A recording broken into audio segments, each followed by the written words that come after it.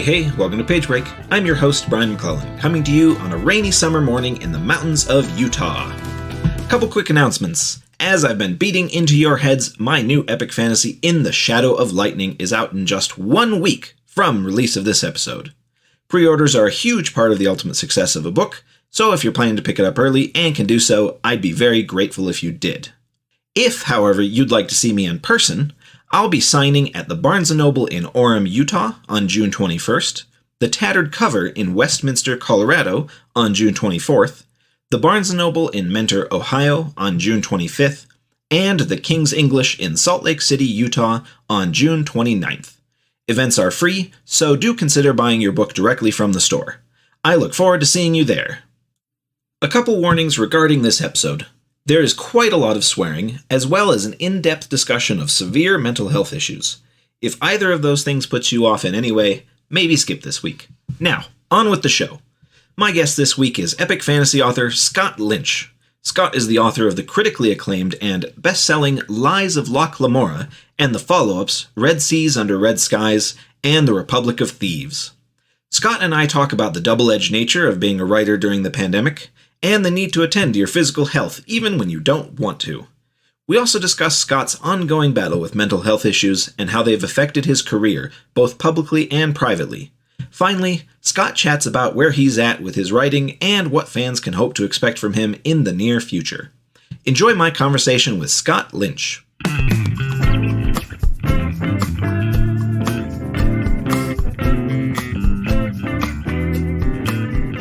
Scott, how have you been doing lately? Life has been interesting lately. Yeah? In good ways and bad ways. I mean, I'm in the same boat as, a lot of people in terms of, when you get that question, so how have you been lately? How have the last couple of years been? You just, your eyes kind of start spinning and you just start Joker laughing, and it's like, where does one even begin? Right. Can I put an ice pick into my own eye? Yes. I hope my email finds you well. Well, as a matter of fact, it finds me living in interesting times. You know what? Interesting times suck ass. And no, we're okay. We're comfy. We're safe. Our families are mostly comfortable and safe. We don't have any real complaints. And we work in a strangely popular luxury goods market, telling bespoke lies to people that has sustained us through the pandemic in a way that, some industries have not been sustained. So I'm a little more frazzled than I might otherwise be. But, honestly, I'm doing okay. Right. It's kind of weird being in publishing right now because, at least as far as I've heard, it sounds like the last couple of years has been harder to break into publishing, but really good for people with backlists. I mean, the plural of anecdote is not data, and I can only give you, and I know I'm opening a can of worms. Anytime you reveal what your own personal experience is, everyone who does not have that personal experience, takes it as an attack upon themselves. But, possibly I'm just being very harsh, but you've met the internet. You know what I'm talking about. Yes, I unfortunately have met the internet. No, I mean, publishing is an ongoing trash fire, maintained by some of the best and most well-intentioned people on earth. And I love it, and it's where I want to be, but it has a lot of issues, structurally and specifically. And, a lot of people working in production editorial in recent months have expressed their dissatisfaction by punching the eject button and doing so in public, just because, the author experience is only one side of things. There are an awful lot of other people involved in bringing books to market. And, any benefit of the last couple of years has not been very evenly distributed. And the experiences have been different from publishing house to publishing house. I have friends at a fairly significant New York publisher who shall remain anonymous. And in the very earliest days of the pandemic, the word that came down from their corporate overlords was, we expect that everybody's going to be furloughed. And, they basically entered into a giant handshake bargain that everybody would be furloughed to work from home when they could. And everybody could expect, that this would diminish their salaries, and they would all sort of take a hit together to keep the company afloat. And it was literally like 6 or 7 weeks later that corporate came back to them and said, no, no, no, no, no, no, no. Furloughs are canceled. We need everyone back in the saddle remotely. And we're paying you for the time that we already said we were going to furlough you. And it's that latter that kind of indicates just how urgent this was. Like, pay you money you already agreed not to take? Holy shit, this must be important. So, they were drafted back into a much busier situation than they had expected. And speaking just personally, it's been very odd. I can tell you that, roughly speaking, my annual book sales, which, were not exactly shabby prior to 2020, have literally doubled in the last 2 years. I'm at twice my usual annual volume in terms of royalties, reprints, et cetera, et cetera. And that's very nice for me. I wish it was under different circumstances. Right. I've had a fairly similar experience in terms of the kind of I haven't put out a Powder Mage book in 3 years now, and I have pretty strong expectations of that, of the royalties diminishing as they do, and they went up and then they continued to go up, and that was a very weird experience. Mm-hmm. But again, I'm not going to complain. But like you said, I wish it was under different circumstances. Yeah, and I do recognize that a lot of the usual accoutrement, a lot of the usual foufara of releasing a book, like, this is a really hard time to be a debut author, or to be a neophyte author, or to be attempting to pull off some kind of career pivot. Because for roughly 2 years, like, the usual shtick just did not apply, and all those things that you might be looking forward to with various degrees of anticipation. The parties, the book launches, the releases, you have an entire crop of new releases that just did not get that usual sort of even minimal social support and interaction. That they didn't get those rites of passage. It's like high school kids who couldn't have graduation ceremonies, who couldn't have proms. It's certainly not worth risking your life over. It's certainly reasonable to curtail those activities for a while, but it's still. It stings, and I feel a great deal of sympathy. Yeah, that losing out on all of those various things. I mean, in our industry, it would just be, losing out on that getting a local bookstore to have a little launch for you. Even if it's a small one, that's part of kind of your debut sort of thing, right? That's what I did. Like, you had all family and friends come and came to the library, to the extra room and everything, and that kind of thing. That's gotta suck to lose out on that. Yeah, my first big hometown signing back in 2006, aka the cross between a family reunion and a high school reunion. Right. But yes, it's still one of the perks of a very uncertain and high stress job, that at least you're gonna get to have these little things. You're gonna get to have your debut. You're gonna get to be a debutante. And you're going to have a spotlight, shown upon you, even if it's just for a few moments, even if it's just in a little setting. And that's the churn that brings new authors into the society of literature in general. That brings them into the big swirling mess that we call the industry and the community. And it sucks to have that shut off, and to have everybody kind of have to flail about what goes in place of that when that can't happen.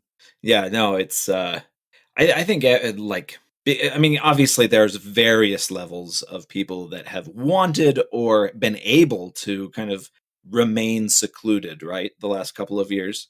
And for me personally, I'm on the very, very far end, because I'm immunocompromised and I work from home, and so it's no big deal. And I spent something like, I think there were 14 months straight where I didn't see anyone but my wife. Oh yeah, which was horrifying, but I could do it, right?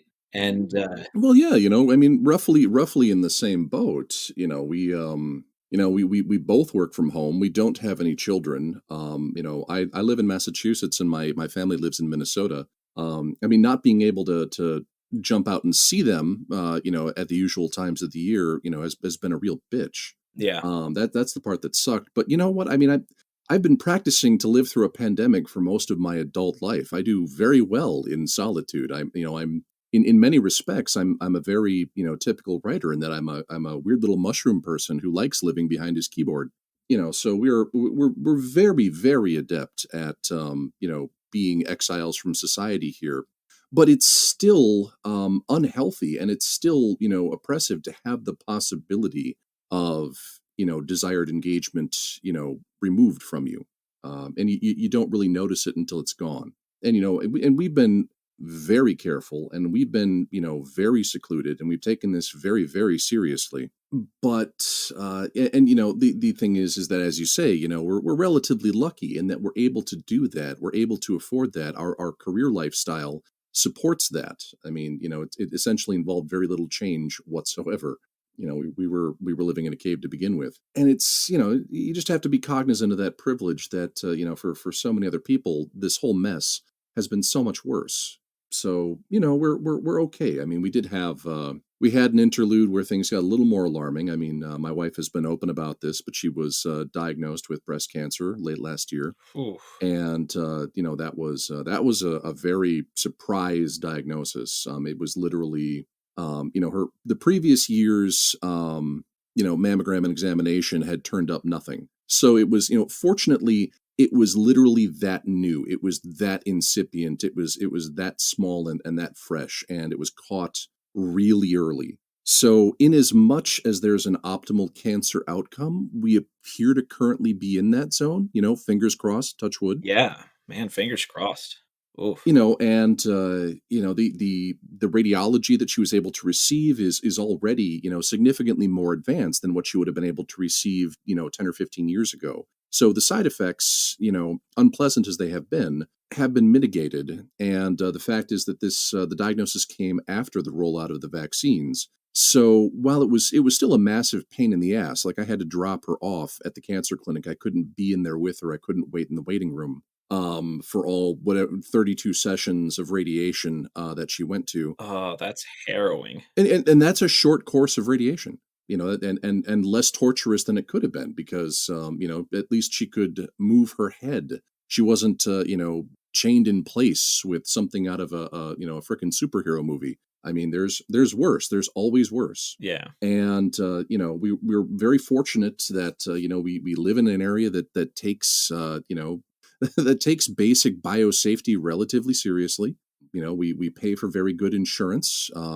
We're able to afford very good insurance, and it was not the height of the pandemic when there was actually, we were actually able to get in on the therapeutic schedule and get this done. So, God, if you have to get a very small case of cancer, I mean, that was the time to get it 7-8 months ago. So, that threw us, that threw another, spoke into the wheel and put us back to, more stringent precautions of, not seeing people, even within our little cultivated bubbles of people being equally cautious. We had to take further steps back and, accept that, her immune system is going to be, under assault for a couple of months, and we're not taking any chances. But, like I said, we appear to have every indication of a really positive outcome in that respect. And, I had my own little medical issue mid-pandemic that something I'd meant to go in and get checked up on, just before it was breaking out, and then was finally able to get a physical examination for like 18 months later. Oof. And, it's a pain in the ass. It turns out that I'm one of several members of my family who have a moderate incipient liver condition. And, in my case, I emphasize incipient, as in we're still in the stage of you need to correct your behavior and watch yourself rather than you have a serious issue. You want to prevent this from becoming a serious issue. Yeah. And as, crazy as it sounds, maybe it doesn't sound crazy. It's such a relief to get a diagnosis that makes sense and doesn't start with a capital C. You work yourself up into such a state of dread thinking, oh shit, what if it's cancer? What if it's cancer? And then you find out that, thank God, it's just necrotic zombie spores chewing on my liver and slowly turning me into a lich. Thank God it's not cancer. Well, I mean, at least the latter, like it applies to what you do for a living, right? You can turn that into a story. It's really the only thing is that what it's done and what it's forced me to do is that I've seriously curtailed my drinking over the last year. It's Yeah. now been more than a year since the diagnosis. I would go teetotal if it was necessary for my health. Like if it really came down to that, I'd do it in an instant. But it didn't seem like it was necessary to do that. But I did cut my alcohol intake by 75% across the board on a week by week basis. I now have a very strict limitation on how much I drink. And, it also doesn't help that, I was drinking an awful lot during the, the years from 2016 to 2021 for some reason. And so there was a lot to tone down, but it has been toned down. And honestly, I feel a lot better about it. Oh, that's good. I'm really glad to hear that. I like drinking. I don't have many vices. Basically, caffeine and alcohol. I don't smoke. I don't do anything else exciting. I don't hang glide. I don't cave dive. Yeah. But I do like a drink every now and again. We make cocktails. We have fancy cocktail shakers. We have a pretty good liquor collection. So it is a slight imposition, but I would also rather live. And also, the beautiful theory is, if I live a strict discipline 50 weeks of the year, then once or twice a year at a convention or at Christmas or whatever, I can go hog wild and maybe have 5 drinks in a week. Man. But so yeah, I'm sorry, God, I don't mean to whine about my booze intake. 15 minutes into the podcast, and Scott is No, just I mean, unloading about how he can't drink as much scotch as he used to. everybody's got their thing that they're dealing with. Like, yeah, like mine's sugar, honestly. Like mine's food. I've been feeling terrible the last 6 months or so physically, and I finally went to my rheumatologist and I said, "Are you sure that my arthritis isn't getting worse? Because I've got rheumatoid arthritis." And he said, "No, this is like more like soft tissue inflammation. I want you to go off sugar." And I just looked at him like, "The fuck I will." Yeah, sure. I will also grow wings. Right, exactly. But I did take him seriously, and I think about a month ago, I cut about 2/3 of my sugar intake, and honestly, I'm feeling better, and I hate it. Yeah, I know, I know. I vividly recall, because I'm 44 now, and I vividly recall being like 20 and sleeping 4 hours a night and living entirely on Mountain Dew and cold pizza and Doritos. And it's like I gave those years of my life when I could live on garbage, to a bullshit company that no longer exists. I wish I could have those years back to apply to abusing myself now. Right. Or I wish I could go. If I had a time machine, I'd hop back to about 1998 and steal my own liver, kidneys, knees, etc. Because that little shit wasn't doing anything useful with them. I could use those things now. Yeah, for real. That's how I feel about my body, right? Just like the whole thing. Could I just replace it with, the one I had when I was 18? 'Cause- Yes, yes. God, this is turned into that thing. Middle-aged people got to tell the youth what it's going to be like, and the youth don't want to listen. I know, right? I didn't want to listen when I was the youth, but now that I'm not the youth, in a literary sense, we're very young. I mean, we're going to be, you're a young writer until you're about 75. Harlan Yeah. Ellison was past 80 when he died, and there were still people out there who were like, that young Turk piece of shit. So it's a very chronologically forgiving career that we've chosen for ourselves, but still it's that realization, like, man, were all the adults in my life feeling like this when I was growing up? Were they all hiding this? Were they just waiting for their revenge? Well, I think about the like massive pile of pills that I watched my dad take every morning when I was a kid, like, prescribed pills, like just for all the various things wrong with his body. And I'm like, "Oh man, I'm starting to create that pile myself, and I'm only in my mid-30s. Like, what the crap?" No, yeah. And like I said, I'm trying to remember. I mean, I don't have a hell of a lot to complain about. For a for a hereditary asthmatic migraine sufferer, clinical depressive with liver issues, I'm honestly doing pretty okay. It could be a hell of a lot worse. I find it more amusing than anything, the little indignities of one's body slowly betraying oneself. Although honestly, if I had that time machine, I would go back like 25 years and grab my late teenage self and tell him to fucking sit in his chair properly. Oh, right. Yeah. Quit hunching like a vulture, you flexible little pool noodle of a man, because you will not be able to do that forever, and you will pay for it. Just you be more reasonable to yourself, you pretzel. Man, about 3-4 years ago, I went ahead and got myself like a really nice like office desk chair, and holy crap, that's been one of the best, like expenditures of my professional life. I'm in it so often. I used to think that fancy was the $200 chair at Costco, Mm-hmm. and I thought, oh, that's the fanciest I'll ever need. Turns out that that's actually still quite garbage for your body. And man, you need something good. And good posture. Oh, I hate having to take care of myself. Yeah. The maintenance is such a pain in the ass. You reach that age where it's like, why do I hurt? Oh, it's because I moved. Why do I hurt now? Oh, it's because I didn't move. Like it gets you coming and going. You can't do anything right. Oh, I slept funny. Guess I won't be able to walk for a week. Yeah, yeah. I too, I have an Aeron chair. This is the second one I've owned. And I'm looking at some of the like, I know people who've been buying high-end gaming chairs for use as office chairs and podcasting chairs, because a lot of them are apparently very comfy and orthopedically useful.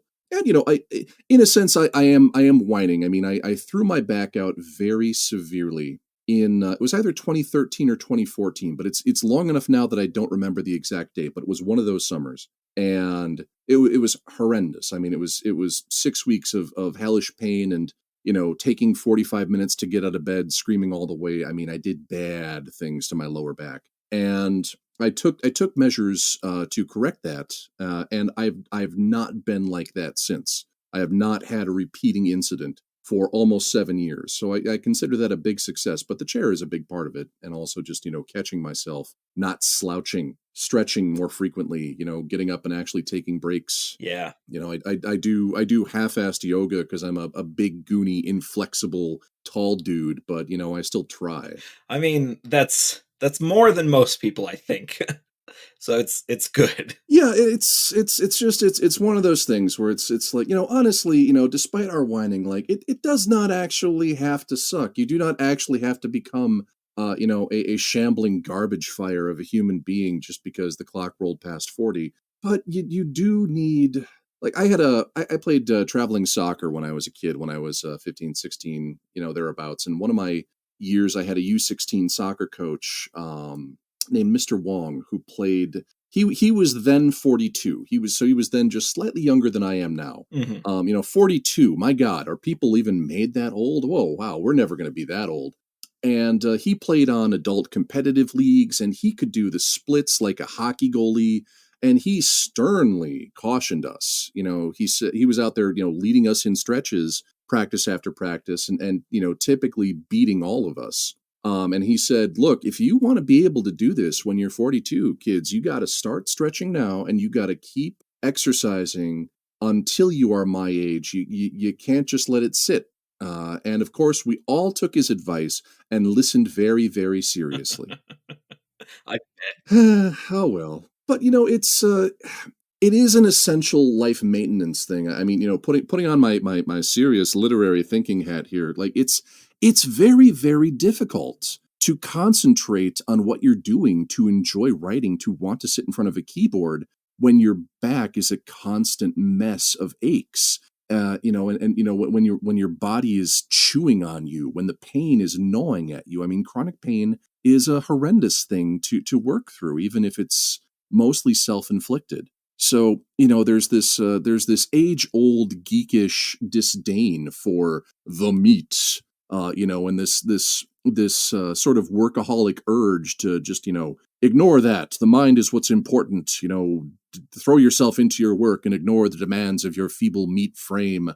But you need to approach your health holistically. Like, I mean, you cannot maintain useful productivity, you cannot maintain creativity if your body is in constant rebellion against you. It's hellish. Well, and there's more and more studies coming out about linking your physical health with your mental health, and these things are very tightly intertwined. Mhm. I mean, people think I'm kidding, but I was a volunteer firefighter for 11 years, and I had some interesting spills. I got a lot of bruises, but I was never seriously injured in the course of that. I mean, I rolled down hillsides in the rain. I got slightly burned on a couple occasions. I fell off of stuff. I bounced downstairs in smoke and fire. I mean, I had a lot of scrapes, but I never ever seriously hurt myself. All of my serious adult injuries have come as a result of bad posture. Like ridiculous as it sounds, the summer of screaming back pain was strictly from bad posture. It will sneak up on you, and when it assassinates your ability to function normally, I mean, you will not believe how vicious it is. So It's absolutely rough. it sounds ridiculous, but without over dramatizing it, you do have to take care of yourself, in any way you can.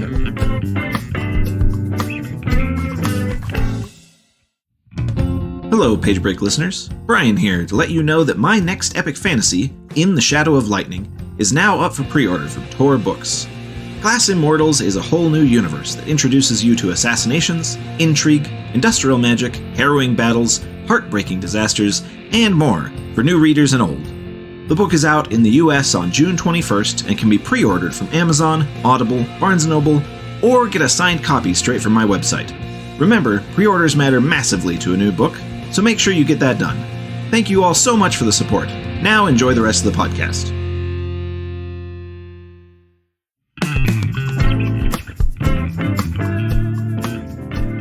We had discussed briefly via email, but what's the writing been like lately?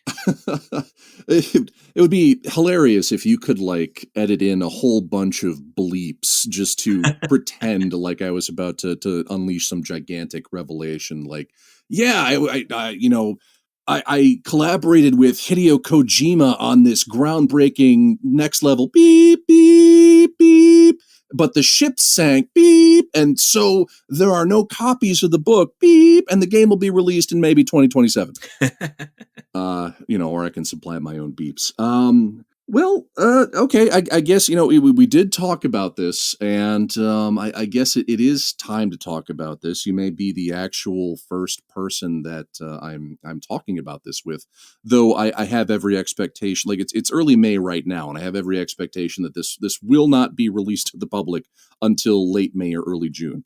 I will explicate my issue at length, possibly more than I ever have, because the world at large knows that I'm a pretty serious clinical depressive. I've been open about that since 2010. Mm-hmm. That was a life-changing diagnosis. That was a life-changing problem. It interrupted my career. It interrupted my first marriage and helped bring it to an end.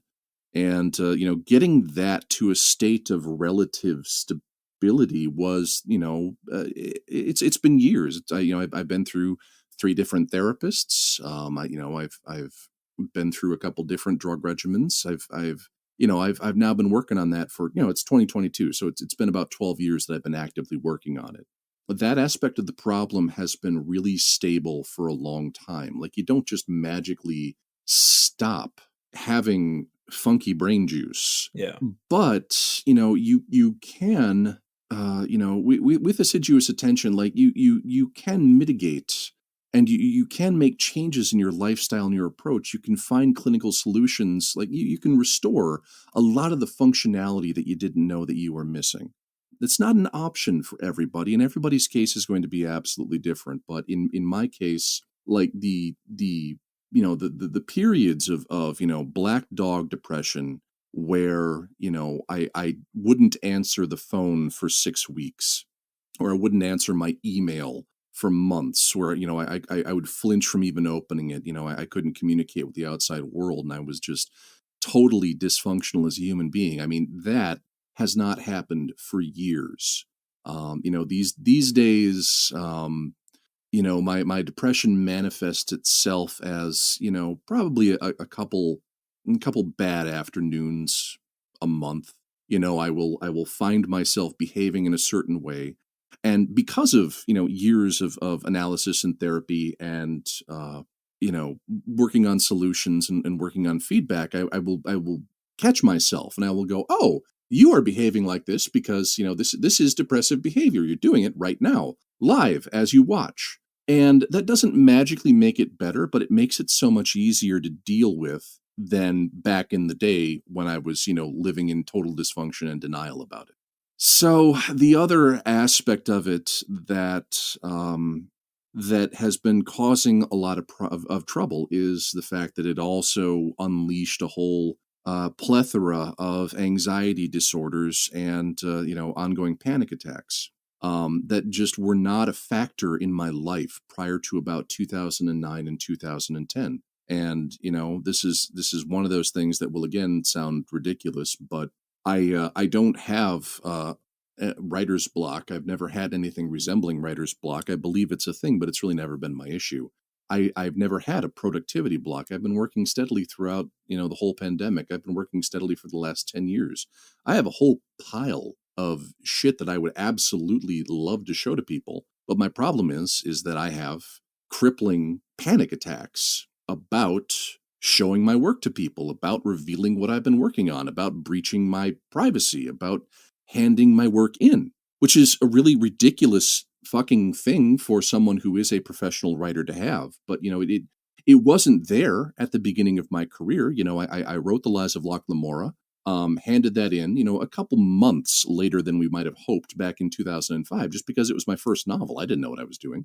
I then wrote Red Seas Under Red Skies relatively rapidly without issue, and that got delivered in February 2007. Mm-hmm. Just, bang, bang, bang, out it was going. And after that, in 2008-ish is when the trouble really started. And by the time, it came to the summer of my divorce and the aftermath of that, I was an absolute anxiety wreck, panic attack wreck. And anxiety attack and panic attack, they sound like such relatively mild things like, oh, I've got a mild case of the frights. But anybody who suffers from real medical grade panic attacks understands that it's not, ooh, I've got the heebie-jeebies, ooh, I've got the fright. It's, it's like having your chest locked in iron bands. It's like, feeling your blood pressure swell, feeling your fingers stiffen, feeling your hearing your pulse in your head like hoofbeats, falling to the ground, being unable to do anything, it's and then working yourself into a state of preemptive dread at the thought of facing that. It becomes a feedback cycle, so that you come to dread the thought of even thinking about handing something in or showing somebody your work. That's my fucking trigger. Over the last decade, I've managed to get one novel out, and that was a painful process. A triumphant and ultimately pleasant but painful process. My then girlfriend, now wife, found me on the couch, the morning that I actually turned it in, just kind of rolling around, Joker laughing, sobbing, just kind of half out of my mind because I'd actually done it. Yeah. And I was still in the throes of serious anxiety issues. And I've managed to get out about half a dozen short stories or novellas. Since my short stories tend to be on the lengthy side, they often turn out to be novelettes or novellas if you want to get technical about word count. It's us epic fantasy writers, right? Yeah, my wife jokes about this a lot. I don't do a lot of work in the 2,000 to 3,000 word range, or the under 200,000 word range. But a shorter work for me tends to be about 15,000 words, which is not short story. That is absolute novelette territory. Which is completely irrelevant to everything I was talking about. So apologies for that particular digression. As you can see, even when talking about anxiety, one sometimes experiences anxiety and sabotages oneself live and on the air. Well, dead and on the air, since this won't be out for a month. But so I and getting those short stories out of me, I frankly admit that this has been a hellish process for most of my editors. Who were for the most part, Jonathan Strahan and the late much missed Gardner Dozois.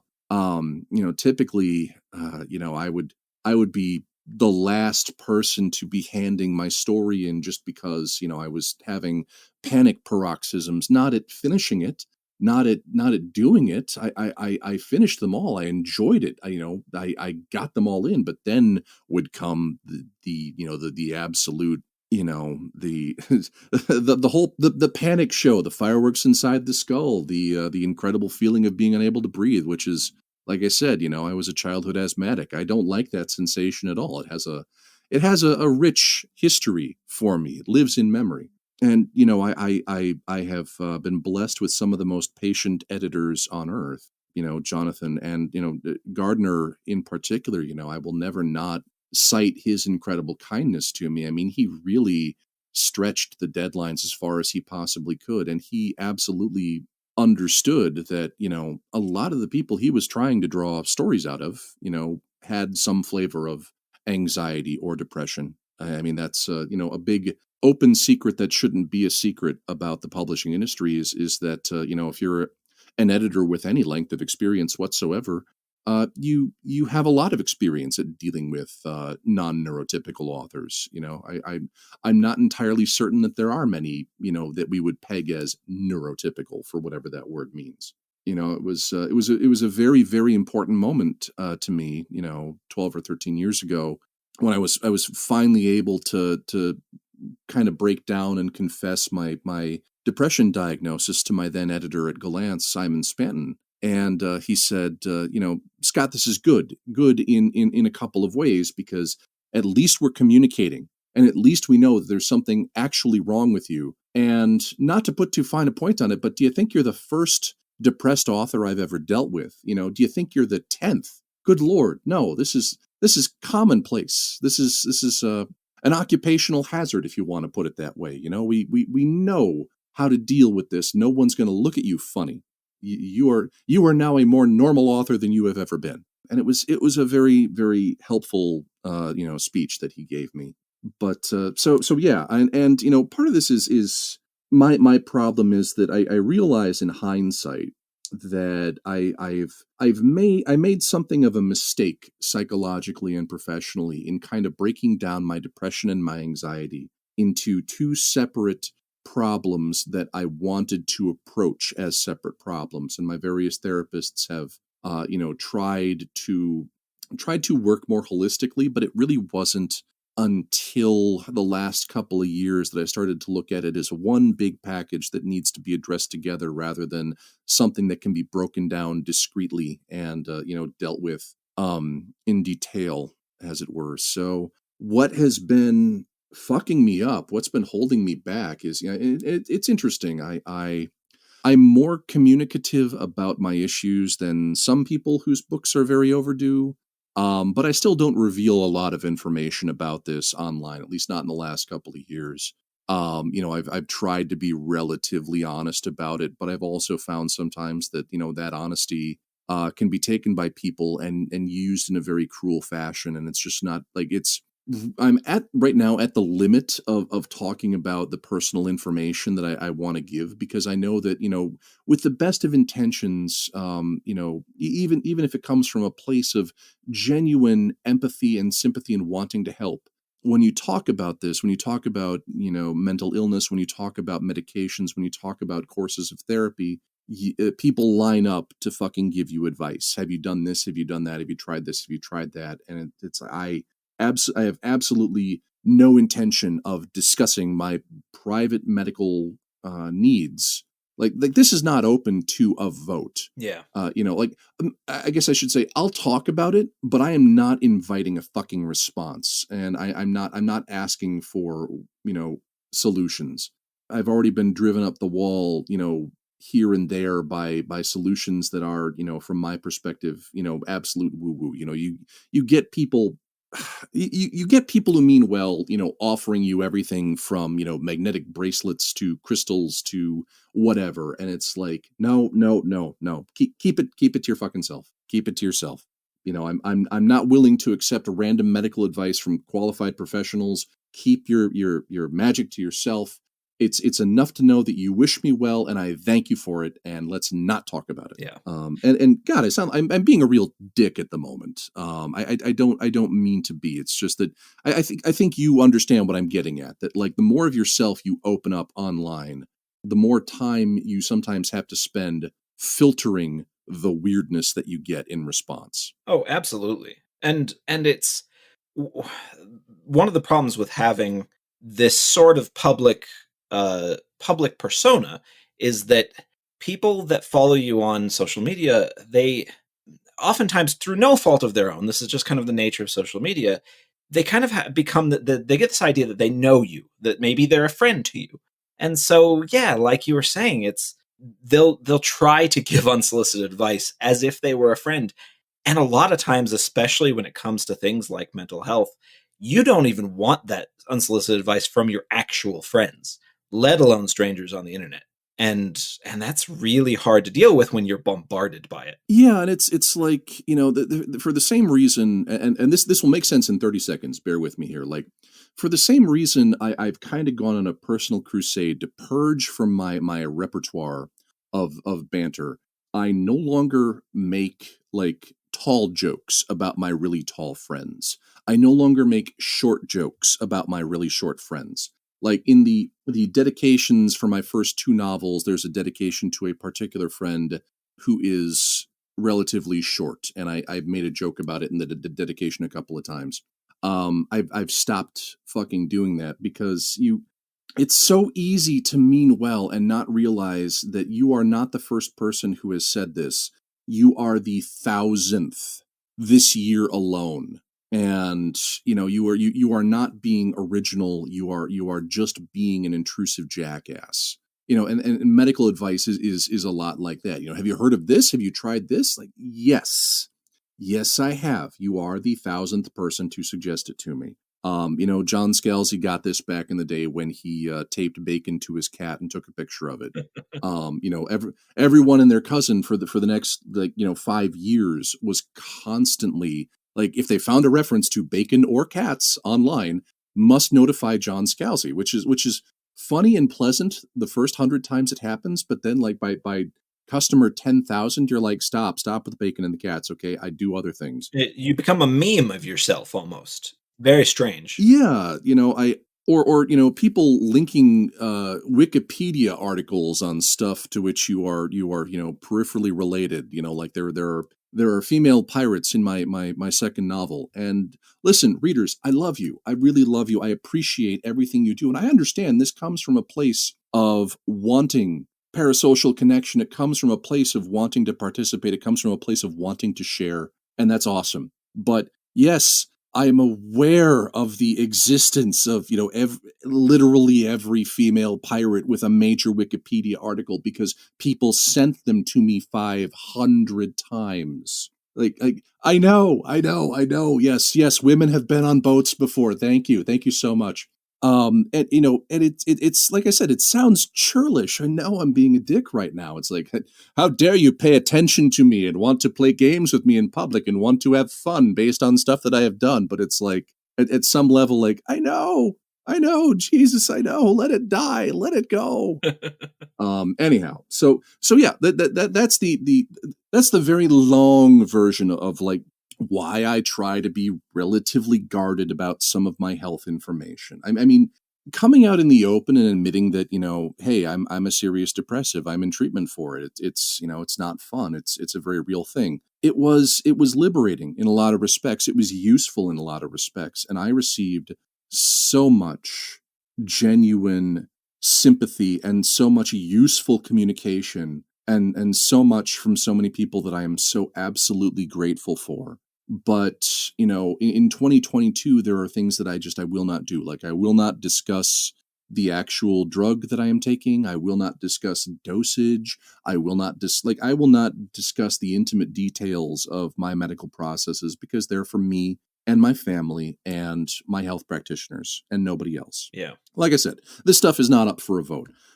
So with that said, trying to give as much honest information as possible. Why is there no finished Gentelmen Bastards sequence? Where are all the fucking books? Well, the problem is that for the last decade or so, I fall down in a conniption fit every time I try to fucking show things to people. And the stuff that I have shown to people, it's like, breaking my chest open and pulling the ribs apart and clawing my own heart out.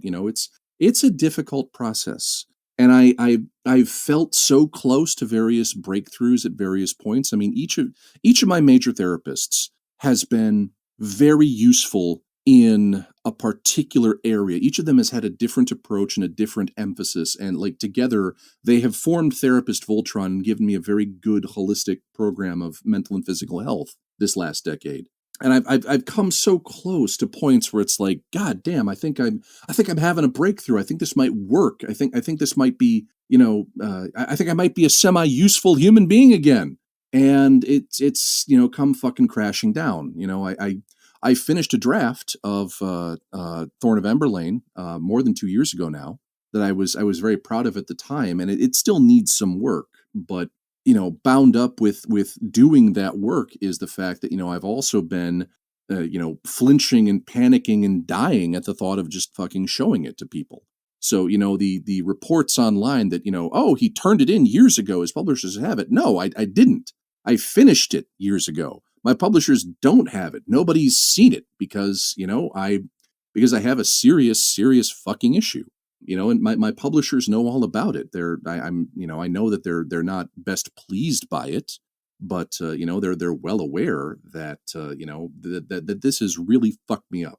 Depression stole a couple years out of the heart of my career, and I was feeling. 2013 was a great year once that book was turned in. I had such a fantastic time.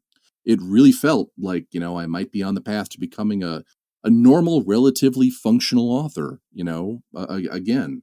And, I've certainly been able to do a lot of the normal functional author stuff. I did bookstore appearances, I did conventions, I did podcasts, et cetera. But, the fundamental problem of being unable to show work to people, of being unable to share my creations just did not go away. It got worse, which brings us to 2022. So the update is that as of early May 2022, I haven't handed in The Thorn of Emberlane, the fourth novel in the Gentelmen Bastards sequence, and I don't have a timeline on when that might be handed in. There's nothing going on in secret. No one is sitting on it except me. But something has happened, which is that the aforementioned process of trying to find some kind of therapeutic and or pharmaceutical solution to damp my fucking anxiety down. We've tried various workarounds. We've tried the whole thought of, what if you just put your work into, a remote drive and had your wife turn it in? What if you just left a thumb drive sitting around somewhere where she could scoop it up? And it's like, it sounds ridiculous. That doesn't help. Yeah. I flinch from that in the exact same way because it still represents a certain finality of putting my work out in the world. And, for better or for worse, I want a solution that involves me being at least marginally more functional. I don't want to have to set up some kind of fucking Rube Goldberg device, pardon my French. So, I don't want to have to contrive some mechanism where I leave a thumb drive, hypnotize myself and leave a thumb drive out where someone will grab it and pass it to a courier who leaves it in a dead drop who gives it to my agent. I want to be functional at the minimal level to be able to hand my work in.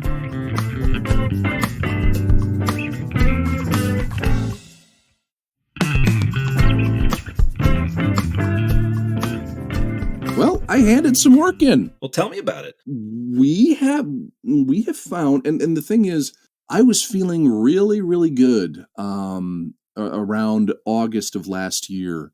I was starting to find myself in a zone where we'd done something that was actually having a significant effect, and my anxiety was diminishing tangibly, and it was great. And then along came the surprise cancer diagnosis. So I was a fucking basket case for another, 5 months after that. So now that that's sorted, I've returned to the set of processes that I that we've cooked up and that have been steadily having a very calming influence on my anxiety. And they appear to be working really nicely at the moment. So, for the longest period of time, I have owed Subterranean Press a set of novellas or short novels. The first of which is titled The Mad Baron's Mechanical Attic, and the second of which is titled The Choir of Knives, and the third of which was untitled. But I'll get to that in a moment. You have such better titles than I do. I love Take that, McClellan. That's why I'm here. I'm stuck with untitled Lynch number 3 though for the third novella. So I mean I'm not unassailable. I'm not perfect. Yeah, you'll get it though. We're working on it. So I signed a contract for these things back in like literally 2005. I mean, these things, the proposed existence of these things predates the publication of the Lies of Locke Lamora. And poor Bill at Subterranean Press has endured the passing of geologic ages. I mean, we signed this contract in the second age. It is now the third age, and the ring is going to Mordor. It has been a while.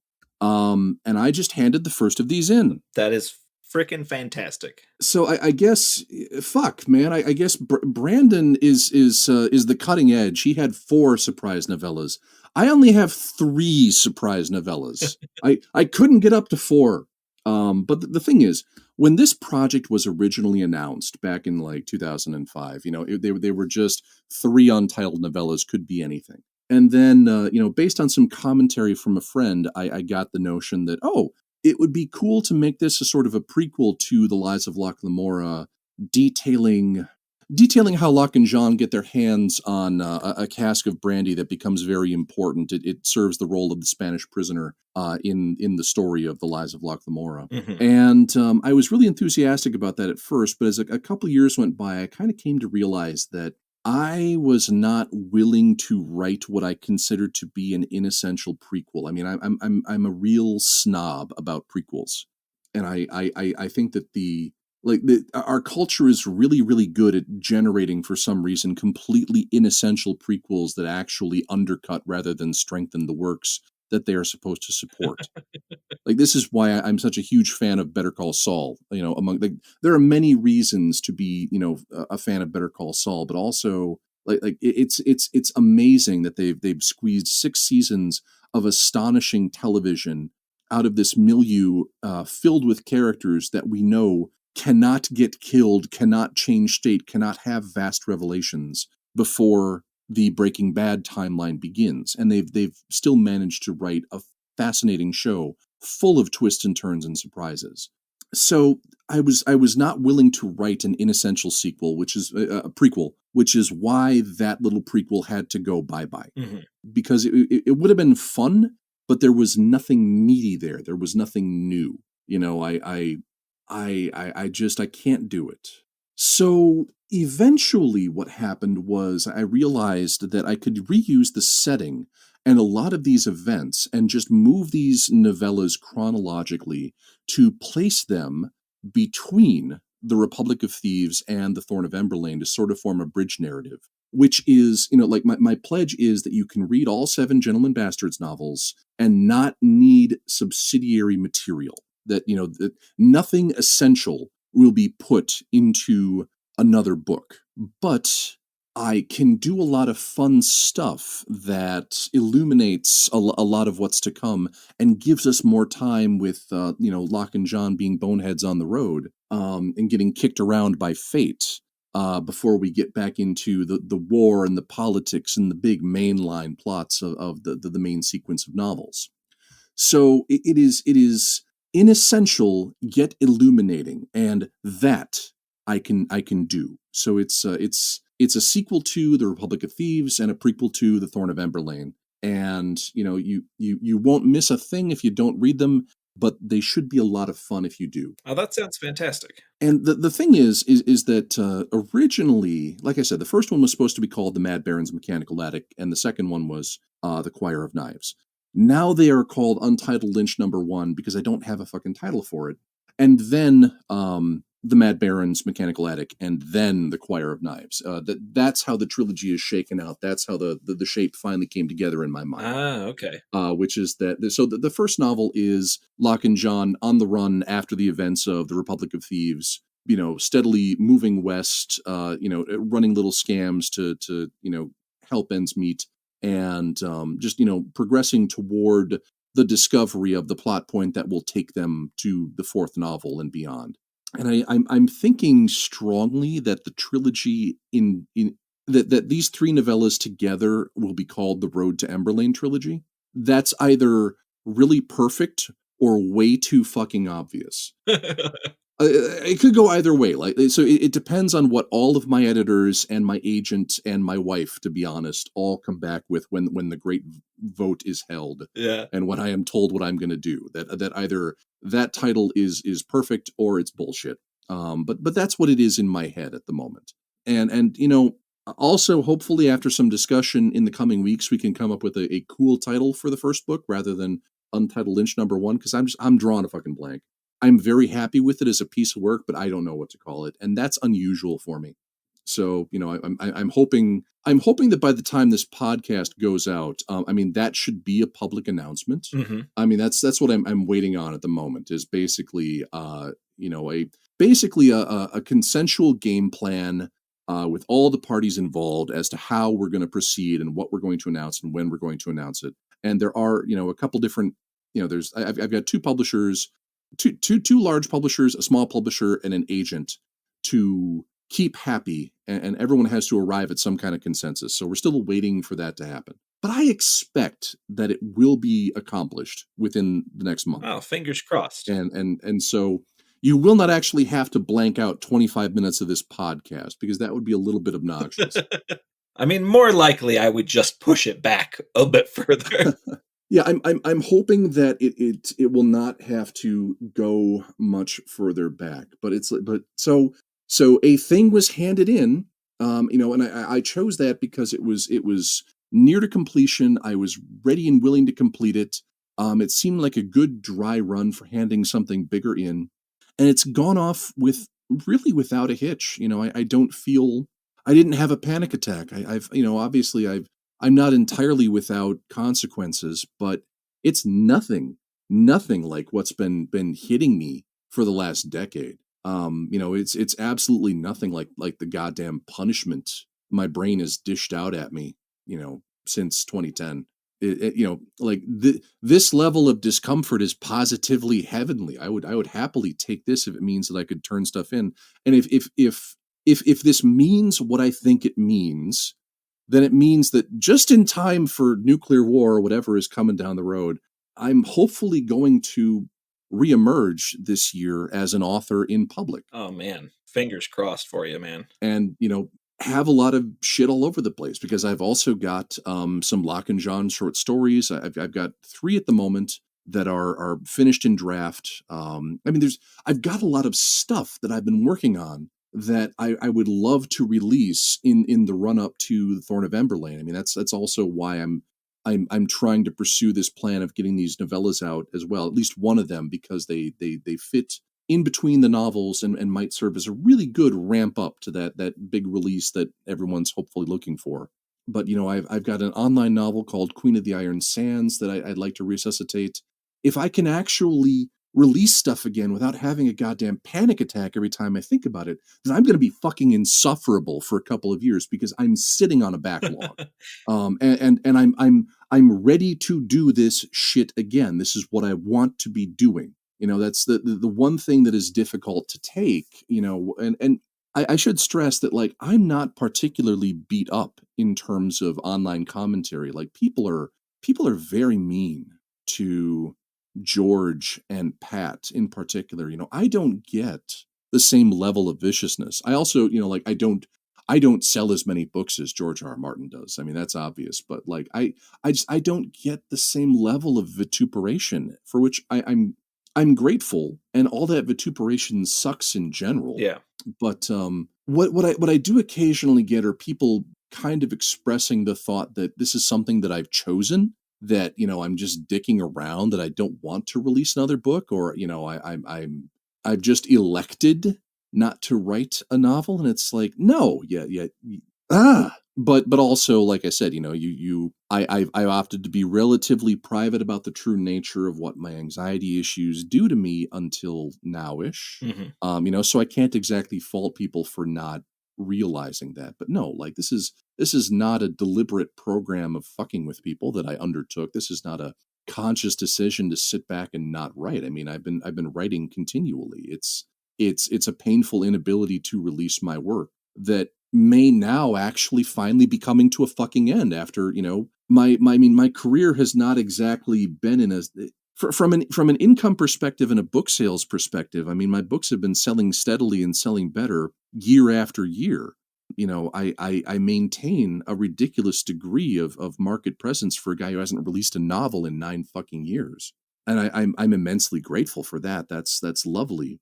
But I want to be a functional, productive fucking writer. I want to be a part of the commercial and artistic conversation. That's what the whole thing is about. I'd like to be getting the work out and not just doing it and sealing it, away on my hard drive. So, I am punch drunk, I guess. I'm bewildered and very excited because, I've been living with relative disappointment for so long, and living with, failure after failure to find some solution. That the fact that we've finally apparently reached one, it's kind of surreal, I mean, I hope in a really good way, which is what it sounds like. I mean, yes, I mean, there's nothing about it that's not positive, but it's still surreal. It's weird. It's like, is it actually really fucking happening? Am I finally at the level of functionality I probably should have been at 8 years ago?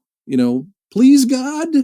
And I can say confidently that, like everybody else in the industry, that everybody's rooting for you, man. Like everybody loves you and everybody loves your books, and we're really looking forward to seeing things. Not true. But thank you. But screw those people. No, I knowing that adoration for me is not universal, I nonetheless feel that I am very, very blessed by the generally positive response to my work. I'm very, very cognizant of how lucky I am, and I absolutely love it. I treasure it. And it has sustained me. I mean, the readership has built the long tail that the books have enjoyed. These people have gone out on a limb for me, year in and year out, passing the book around, recommending it to friends. The phenomenon has built itself because of the care and attention of the people who've read the books. And I will never forget that. Yeah, for sure. I was kind of curious. I wanted to slightly pivot, but this is very tied into our discussion on kind of mental health. Sure. Because you mentioned that you were watching Moon Knight. Yes. And as I've mentioned on the podcast before, my wife has got severe mental illness, and watching it with her has been really interesting from an outside perspective. And I'm kind of curious how you felt about it.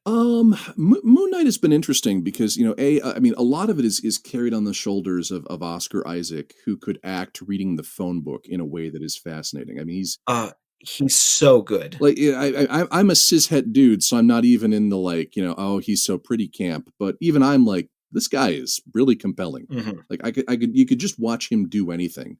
Moon Knight it's a very creative show. I'm enjoying its atmosphere. It's episodes are occasionally hot messes. Like its overall structure has not gone whole hot mess. It's an interesting show. And it has not totally lost its shit yet. Mm-hmm. Like it's not as coherently, marvelously weird and experimental as WandaVision was. I mean, that would be my nomination for like the most intriguing and genuinely creative Marvel property that has yet been produced. But I am enjoying it, and this is holding its own, and I'm finding that I'm really enjoying this conception of Steven / Mark serving a sort of scruffy, disreputable, exiled god who, he's been locked out of his offices by the other gods. Yeah. And the whole Egyptian pantheon as kind of this, this foreclosed company that has shut its infrastructure down and just like maintains a skeleton crew to keep their little portion of the cosmos running. Like there are so many questions this all invites, but it's fun. And I'm finding that I think they're doing a really good job of dealing with the dissociative identity as it's presented in this TV series, which is not quite the way it was in the original comics, as I understand. But like, they've done a bullet points version of that and made it its own thing. They're doing a really good job of drawing dramatic power out of it without exoticizing or fetishizing it or going too fucking over the top with it. Speaking is like they're getting the alarm and the confusion and the worry, right. Just from my perspective as somebody who's, like I said, I've had a lot of time now to look at myself and be with my thoughts, about my depression and my own issues. And they're really they're getting that whole aspect of, God, what how am I injured? What's wrong with me? Am I ever gonna be whole? Do I have to be like this? Is this even a true realization? Do I have a true consciousness right now or a false consciousness? Do I understand the real problem that I'm dealing with? Like, and that's a big question for when you're trying to grapple with a mental illness. Like, do I have an honest understanding of the situation that I'm in? Or is my condition preventing me from having an honest understanding? Like that's an existentially dreadful question. And I think they're really handling that part of it well. Yeah. That was the exact same comment Michelle made, was that that panic and difficulty and kind of being able to center and all of that stuff. Really fascinating to see it done well like that. Yeah, because in less thoughtful hands, it would just be an excuse to like, let's have the author do some let's have the actor do some Jim Carrey shit. Right, exactly. Let's have a total flip out. Let's have this guy be a Malkavian vampire, on screen, and let's just be goofy and just make it a big thing. And they're being much more grounded than that, and I absolutely fucking appreciate it. I think it makes it a much more powerful portrayal. Yeah, and it's. And this is a spoiler for Moon Knight, but I mean it's a fascinating little thing that they've set up. They've given us 5 episodes of not answering the question of what is Mark, what is Stephen, who was first, who's the chicken and who's the egg, and then for Stephen to discover that he is basically a psychological whipping boy. He's an imaginary Cockney archaeologist conjured out of a small boy's affinity for a shitty B movie to protect himself from horrendous parental abuse. I mean, that's a hell of a thing. It's very clever and it's very interesting and it's very wounding. It's like, wow, Jesus, that's a profound weight to find yourself carrying in addition to all the other weights that you're carrying. So fingers crossed that they don't fuck it up. But I think they're dealing with the subject with a great deal of genuine thoughtfulness that is helping the show to have some grace that otherwise might not, if that makes sense. Oh, totally makes sense. I mean, when this comes out, the finale will have long been out, and people can either nod along and say, "Oh, yeah, they really landed that," or they can laugh at our naivety and say, "Man, they totally fucked up that last episode." So, we got like 2 days from this recording is the finale, and we are super looking forward to it. But I hope that it's landed. Oh, okay. It's only a 6-episode series? That's as far as I know. Oh, wow. Shit. Okay. Yeah. So we'll see. Huh, okay. I'm looking forward to it though. Yeah. Fingers crossed. Definitely fingers crossed. And I'm kind of in the same boat. I mean, I understand. Like I said, I've got a novella, coming up, and this title has been public for 10 years now. But the title of the novella is The Mad Baron's Mechanical Attic, and I understand that formulation could be considered problematic in some respects. And I had a good long think about this. And the conclusions that I've come to are that, I'm keeping it because, first off, this takes place in a world that does not have our level of, psychological awareness, that does not have our level of therapeutic awareness. And the language that they would use for the condition that the character Baron Gulan Rajadesa has, is very crude. He's mad by their standards. And I feel that my own years in the trenches dealing with my emotional illness, I feel like I have the right to take that Pepsi challenge with anybody who tells me how I should or should not grapple with it.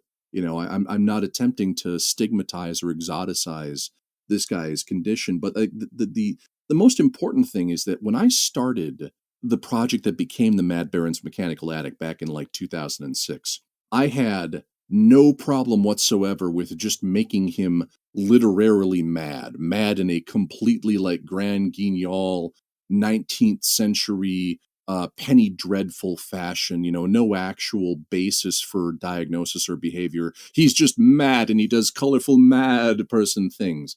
And the thing that I've absolutely done with the final version of the story, given what I've been through and what I now understand, is that I've made absolutely sure that I understand what his condition is and what its symptomology is and what everything he does reflects, and how he has been damaged in life to bring him to this state. So it's still called the Mad Baron's Mechanical Attic, but I've been very, very, very careful to tease out what that actually means, to be as accurate and sympathetic as I can in my actual presentation of that, so that it is hopefully both interesting in a thrilling sword and sorcery sense, but also not damaging and cringeworthy in making a freak and putting him in the spotlight. I've tried to be much more honest about that emotional illness. So I've felt kinship with that process watching Moon Knight.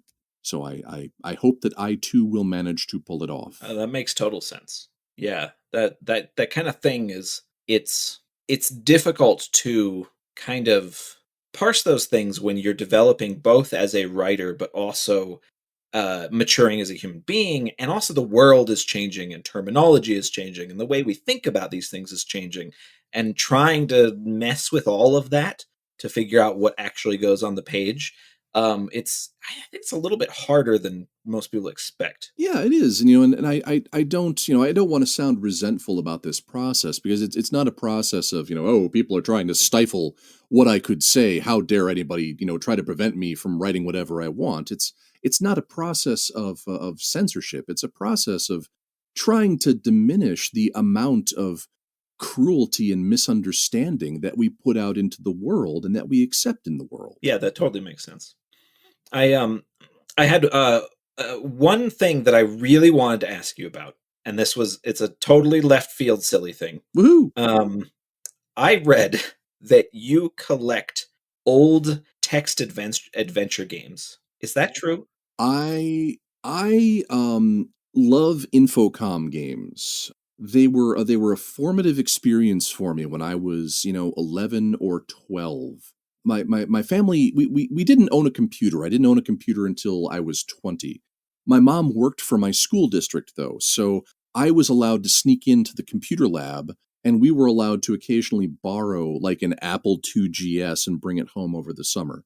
So that was how I occasionally played computer games when I was a kid. And so I borrowed from the local library The Hitchhiker's Guide to the Galaxy text game, Planetfall, Zork, and various Zork sequels, and the one that was the biggest influence on me of all, written by a guy named Steve Moretsky, was a game called A Mind Forever Voyaging. I did a printout of it as I was playing it, playing on an Apple II circa 1991, with an old dot matrix printer, the paper with the punch holes at both sides. Yeah. Actually, you're what? You're 36? My dad had, the reason I brought this up is because we had an Apple IIe when I was a kid. and a very formative part of me becoming a avid gamer was playing just the demo of one of those old adventure text games over and over and over again. Yeah, there was there was a my library had a disc that was it was 4 demos for 4 different Infocom games. So, like one of them, there was a mystery game. I think it was called Deadline. There was the first part of Hitchhiker's Guide to the Galaxy. There was Douglas Adams's Bureaucracy, and then there was like some sort of underwater adventure game, and then there was like a swashbuckling bodice ripper romance game. I fell head over heels for text adventure games. I played a little bit of graphical adventure games at the time. I played one of the King's Quest games, those Sierra games. But the text adventures were where my heart was. And also, I taught myself BASIC so that I could sort of program half-assed games of my own. I did that Huh. around 7th or 8th grade. So Yeah, they were like they were a formative game playing experience for me. They were a formative fiction experience, and they were a formative role playing experience. Long before I played Dungeons and Dragons or Call of Cthulhu or anything of that nature, I was homebrewing role playing games that were input wise and structure wise based on text adventure games because that was the framework I had to operate in. So yeah, I collect old Infocom games in particular in their boxes with their little doodads, because the company would include little bits of fluff, props, and cute little gimmicks with each of them. So yeah, yes, I that is one of my weird dorky habits. I think that's fantastic. I just when I read that, it brought up this like super powerful memory Woohoo! for me that I hadn't thought about in years. So yeah, you know exactly what games I'm talking about. I know exactly what games you're talking about, and I like I said, I only played that one demo, but I remember it vividly. I remember every little part of it, and I played it again and again and again, and we just didn't buy extra things. My like parents didn't really believe in video games. I think my brother had gotten it from a friend, and so yeah, but that was incredibly formative for me. Yeah, same boat. I'm still massively enthused about that stuff. I've played around with in the years since then. I've occasionally played around with stuff like the Z engine, various languages for creating interactive fiction. There's still a big interactive fiction game contest that runs every year, and there's a fairly vibrant interactive fiction community that's been around for 3 decades plus now. So because it's so simple.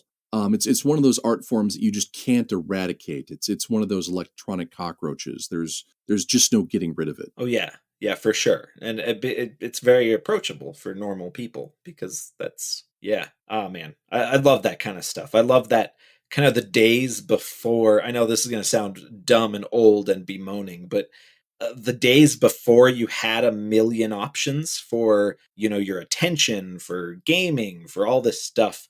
You just had a few different things to choose from, and it was such an adventure to find those things. Yeah, I mean, I was there. I lived through it. I still don't remember how we functioned. Like before the internet, before Google Maps. Discovering music and books and so on and so forth. I mean, it was a very archaic time, kids. We would all pedal our Flintstones cars down to the dinosaur bookstore, and the Brontosaurus would hand you a book, which was a stone tablet. It's so fantastic. Well, hey, I have kept you forever, but I like to end every single one of these episodes by asking my guest, what's the last thing that you ate that blew your mind? The last thing I ate that blew my mind. Oh God, it's yeah, excellent. Let's lock a writer in a house for 2 years, and then let me think. Well, under duress. I mean, my wife and I, we both cooked a lot prior to the pandemic. Mhm. We've certainly had a lot of time to refine our approaches. Believe you me.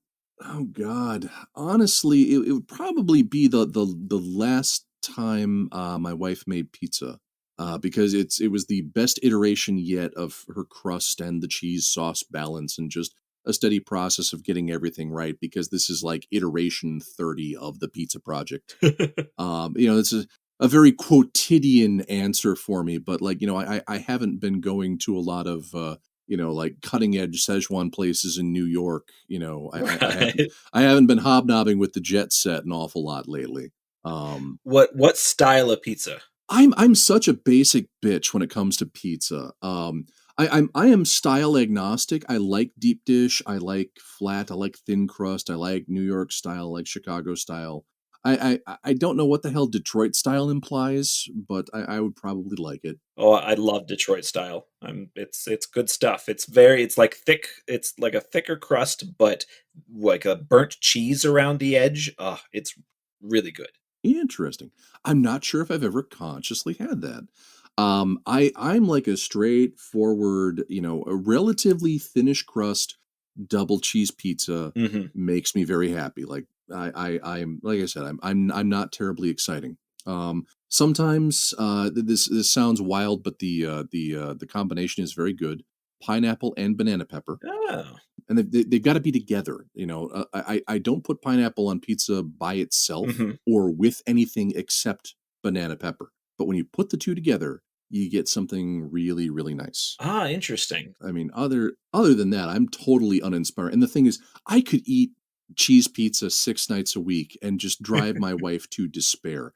I'm a fucking 17-year-old when it comes to cuisine. I mean, I could eat pizza and Subway for ever and just leave it at that. I'm very boring in that respect. But no, my wife forces me to have actual culinary taste and to cook a lot of stuff, and we do a lot of weird and interesting things with basic ingredients around here. So we do our best to not go crazy.